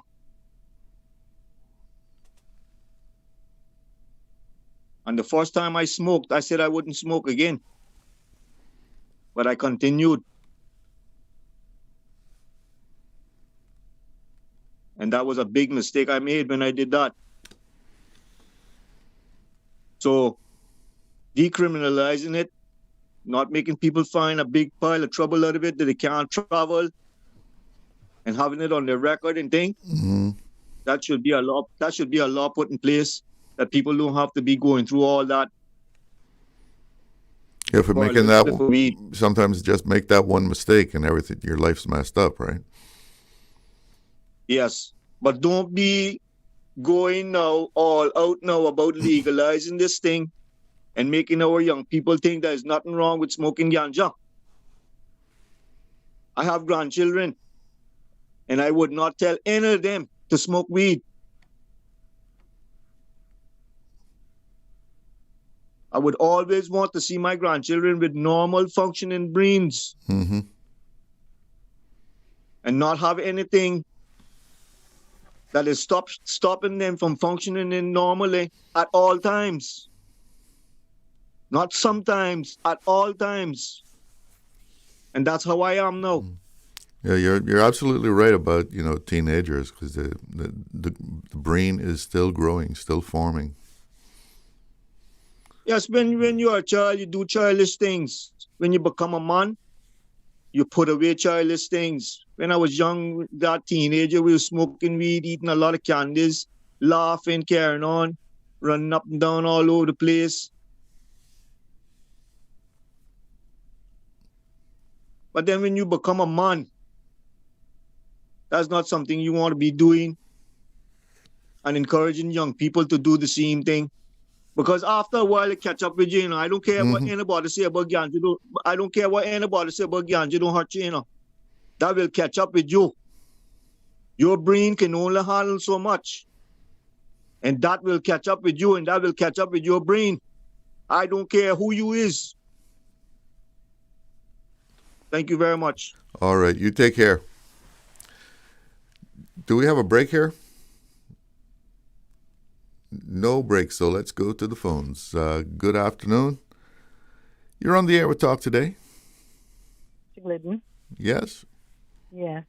First, I want to recognize the last caller and commend him on the stance he has publicly taken. Most people can probably recognize his voice, but I won't say his name. But glad to see the day that he's finally reached this stage and age in his life where he can publicly say the things that he said and feel the way that he feels. I'm sure his family is proud to hear him speaking like this, and he's probably spoken it in private anyway. But I know him very well, and he has come a long way, and I'm really, really glad to hear, especially as a Caymanian and someone who knows, this person, to hear that, that is how he feels in his life today and where he is in his life today. But what I wanted to touch on, the caller before that, who was referring to the criminal law, which which is the Spent Convictions Act. Mm-hmm. I can say, Mr. Challo, I respectfully to who formed that law. I don't think that law had Caymanians through and through. I don't know if there were any Caymanians on the commission that formed that law. There's another word for it, but I'll drafted. But I can tell you, if you had a chance to read that, you probably would agree with me. For some of the spent conviction periods correlating with some of the actual convictions and the type of convictions, that law I don't believe had Caymanians in mind. And I am glad and proud of the government for bringing this forth now and also trying to amend this. I hope it doesn't take 2 years or 3 years, but it could go hand in hand with the what they're trying to do with the the marijuana consideration here. Mm-hmm. But I would like to challenge you to take some time this long weekend and pull it up on legislation.gov.ky. Very easy read. It's to the back of the act. I can't remember. I think it's schedule 4 or 5. I can't remember. What's the title of the bill? It's the spent conviction. Okay. Criminal spent conviction. I can't remember. But it's a spent conviction. If you put in criminal records or spent convictions, it'll pull right up because the site is so easy to use. It has the most recent acts and laws in place. So as you go down, you'll go to the other one. So it'll come up. It's very easy to read. It's a short read too. But I'm hoping that it's not anyone that I really know and respect that sat on that. But I don't think that did any justice to Caymanians, especially young Caymanians, that just had convictions for minor offenses and that sort of thing. Now, real serious, I call them category A offenses and that sort of thing. That's a whole different category. But glad government is taking it to task, and hopefully it will come up somewhere, in the agenda very soon. But I'll leave you with that. All right. Yeah, the phones have gotten busy, so let me see how many I can get in here before 2:30. Okay. All right. Take care. Enjoy the holiday. Good afternoon. You're on the air with Talk today. Mr. Glidden. Yes. How you doing, man? I'm all right, and you? Yeah, just like yesterday. Good, same way. I just want to congratulate my brethren there on what he was talking about, the ganja and things like that. Mm-hmm. I feel the same way. I've been down that same road. And young people today, they're not going to start to use it. If I going to tell them it's okay to use it. Because right now, how I feel now, Chalo, I'm total vendetta against those poisons, Yeah. Because that's a part of my little separation at my age now. At times, I breathe short and things like that. And it's all smoking. Nothing not good in smoking. You know what I mean? Anyway, Chalo, your first caller talked about the Home Guard. Many times I think of it, man, that we should still have them. Well, I guess we got the regiment. Yeah, like we got the cadets, we should still have the Home Guard. Well, isn't that what the regiment is for? Same kind of thing? Well, I don't know, Chalo, but I'm always talking about the defense of this country. Mm-hmm. Well, the regiment would do that. And the ways that Cayman has come. And the money that Cayman has made, still making. But nobody considers your defense. Instead of depending on England, can't help themselves today, in trouble with it too. Jamaica and all the rest of the Caribbean. Look, Cayman Islands, it's time for you to defend your destiny. Thank you. Have a good weekend, my brethren. You enjoy the holiday also. Yeah, man. Let's get another call in here. Good afternoon. You're on the air. Good afternoon, Mr. Moderator. Yes. How you doing? I'm okay as usual. I'm doing fine. And you? I'm doing fine also. I can hear by the tone of voice that you're between fine and excellent, man. Don't worry. So what's up? A lot of things is up and so many things are down as well. We want to talk a little about the weather conditions, the heat. Mm-hmm. But first of all, if you pay keen attention, we're starting to get some northeast winds now. Yeah, every so often I see that. Good. That's a good indication that we are going to have a good season, meaning that we might get some disturbances, but we're not going to have any bad weather. You know, every time I see it on here with the northeast wind, I remember you talking about that. Yeah, now, it's not a guarantee, but generally, according to our ancestors or older people, you get the northeast winds coming in June. There's a good chance that we were going clear. Well, I'm all for that. Let those northeast winds blow. Oh my goodness! And El Nino is here to help us this year too. Good. Another thing is, I hear you say something sometimes. It's, for example, you say it's 94 degrees, but it feels like 100. Yeah, it feels like temp. Good. You can write it in your books, as I've written it in mine. You know what is really taking us down and taking us down so fast. The thing that we are so comfortable in, that air condition, it's so comfortable that we don't realize what it's doing to us. It's actually produced by the same things that you put in your refrigerator. Well, the Freon? The Freon thing. It's a killer. If you pay attention to your skin in air condition, your skin is dried out. Any person that knows anything... yeah, the dry air, right? Dermatologist, yeah. It dries out your skin. It also goes deeper into your body, into your lungs. It's a slow killer. But the Freon isn't in the air. I'm sorry? The Freon is not in the air that's blowing from the AC. Oh, it is.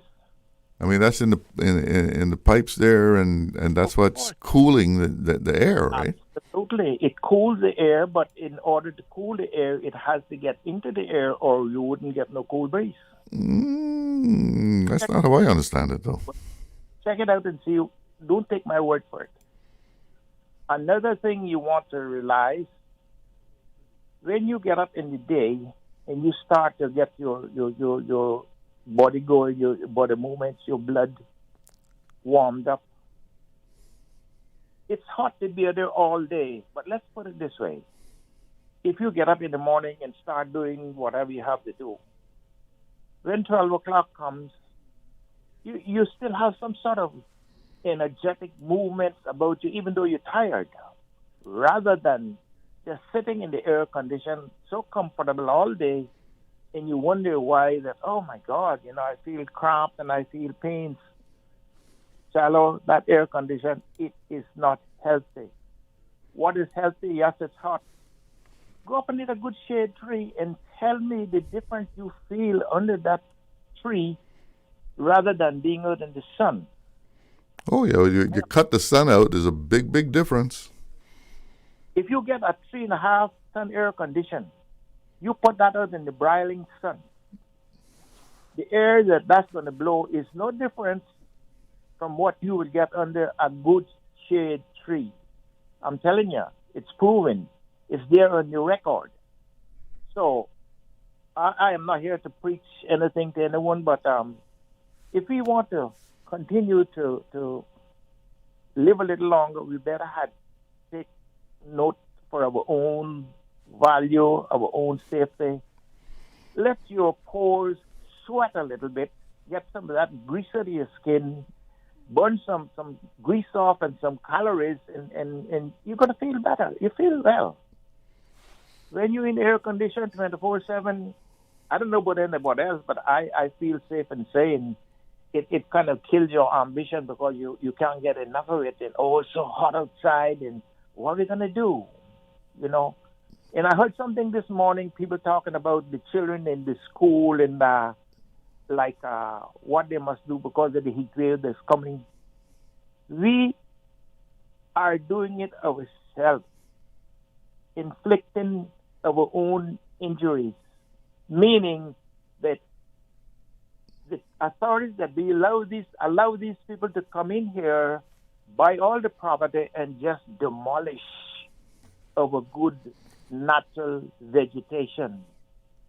A continent like Brazil, they can't go in there anymore and do as they used to do. They said, no, we are going to tell you what you can do and what you can't do. Whether it's a lumber factory or what it is, we will tell you what you can do. Yeah, well, they were absolutely destroying the rainforest. Absolutely. Well, listen, I got to go, though. Yeah, I can let you go, but we look at the money side of it, and that's destroying our own life and environment.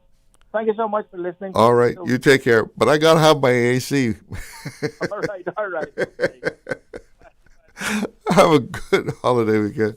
Yeah, I've gone over my time, so I got to ski-daddle out of here. I hope you have a great holiday weekend. You know, enjoy it.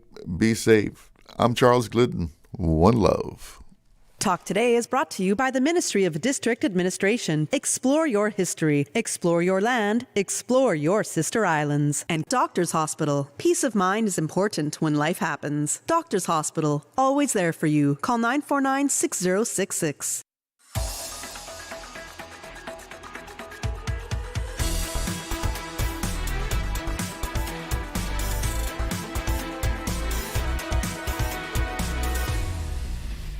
For over 50 years.